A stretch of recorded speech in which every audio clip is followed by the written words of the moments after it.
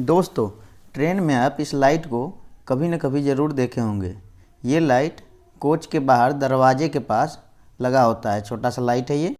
इस लाइट का क्या काम होता है और ये कब जलता है, इसके बारे में हम इस वीडियो में बताएंगे। इस लाइट का नाम है PACIL passenger alarm chain indication light. इसको एक और नाम से जाना जाता है जिसे ACP लाइट कहते हैं, अलार्म चेन पुलिंग लाइट। जब कोच में लगे ये लाल वाला हैंडल नीचे की तरफ खींचा जाता है तो ब्रेक पाइप का एयर प्रेशर रिलीज हो जाता है और ब्रेक लगकर ट्रेन रुक जाती है। इसे ही हम चैन पुलिंग कहते हैं। जब चैन पुलिंग हो जाता है तो तुरंत PACIL लाइट ऑन हो जाता है। आप सामने देख सकते हैं कैसे ये लाइट अब जलने लगा और हैंडल पे जो हैंडल है ACP के लिए वहाँ भी लाइट ऑन हो जाता है।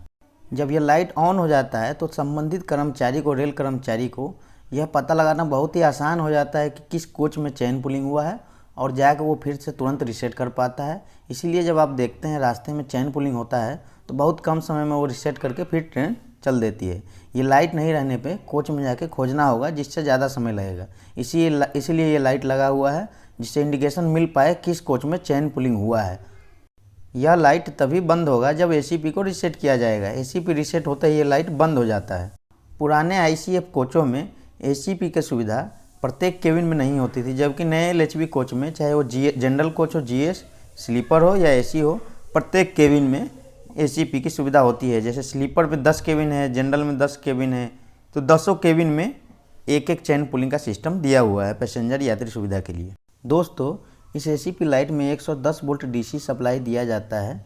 TL कोच में इसका सप्लाई जंक्शन बॉक्स जो 110 वोल्ट DC का है वहीं से निगेटिव और पॉजिटिव निकाल के नीचे के जंक्शन बॉक्स 190 वोल्ट वाले जंक्शन बॉक्स में दिया जाता है और इसके बाद सप्लाई DFB में जाता है। DFB के बाद बैगों के थ्रू पूरे कोच में सप्लाई जाता है।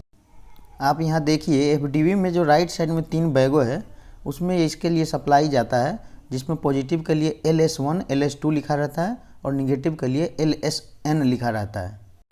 यदि इसका वायरिंग डायग्राम डिटेल में समझना है, कहाँ से सप्लाई आता है, ख़राब हो जाने पे क्या करें और कहाँ पे सप्लाई फिर जाता है बैगों से, तो कमेंट कीजिए। इसके लिए हम अलग से एक डिटेल वीडियो बना देंगे।